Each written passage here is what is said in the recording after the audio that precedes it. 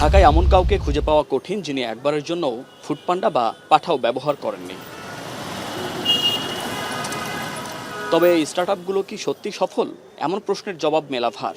Startup তহবিলের বাস্তবতার খোঁজ নেয়া প্রতিষ্ঠান লাইট ক্যাসেলস পার্টনার্সের তথ্য বলছে, দেশি স্টার্টআপগুলো তুলনামূলক ভালো।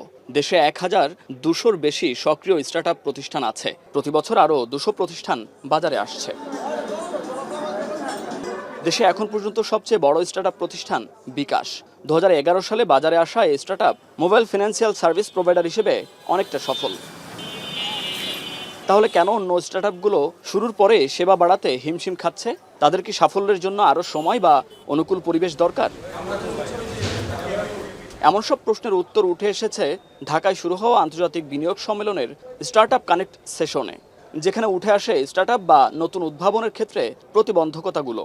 অনুষ্ঠানে তুলে ধরা হয় মাথাপিছু স্টার্টআপ তহবিল কিংবা এসবের পেছনে অর্থ ছাড়। সব দিক থেকে সিঙ্গাপুর, ভারত, পাকিস্তান সহ অন্যান্য প্রতিযোগী দেশ থেকে পিছিয়ে আছে Bangladesh.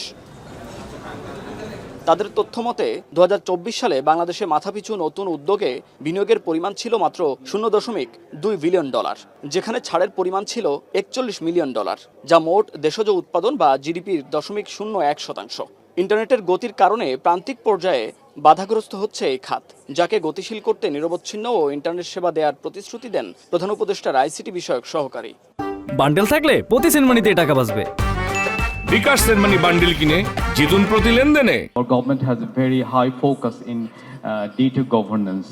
So data governance and interoperability has already taken a good focus in the ICT Digital Transformation Master Plan and ICT Roadmap. So there we are saying that we will be making all the ministries interoperable so that people get access to the databases and services will get more access to the data so that startups and the businessmen they get more use cases to fly. সংস্কারের মাধ্যমে দেশের বিনিয়োগ পরিস্থিতিকে উন্নত করাই বিডার প্রাথমিক উদ্দেশ্য বলে উল্লেখ করেন প্রতিষ্ঠানটির নির্বাহী চেয়ারম্যান। বছর বছর লাইসেন্স নবায়নের জটিলতাও দূর করার আশ্বাস দেন তিনি।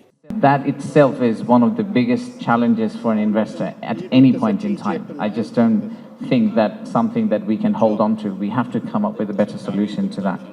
So there are many things that we could potentially do to help the startup community to spread the message, but my genuine feeling is that that needs to be done in collaboration with startup community. নতুন উদ্যোক্তাদের মূলধন সহায়তার জন্য 800 থেকে 900 কোটি টাকার তহবিল গঠন করা হয়েছে, যেটা বাণিজ্যিক ব্যাংকের মাধ্যমে বিতরণ করা হবে বলে জানান বাংলাদেশ ব্যাংকের governor. Our financial sector needs to reach out to them. Our technology needs to reach out to them.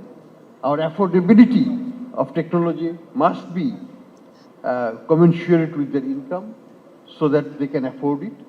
We're going to remain open to suggestions from the startup community. The community must vent out their demands, frustrations as well. So the policymakers can hear it and react to it in appropriate time. এছাড়া স্টার্টআপদের যে কোনো পরামর্শের পরিপ্রেক্ষিতে তাদের পাশে থাকার আশ্বাস দিয়েছে বাংলাদেশ ব্যাংক। দেশে প্রথমবারের মতো শুরু হওয়া এই বিনিয়োগ সম্মেলন চলবে বৃহস্পতিবার পর্যন্ত। মুন্নাফ রশিদ, এখন, ঢাকা।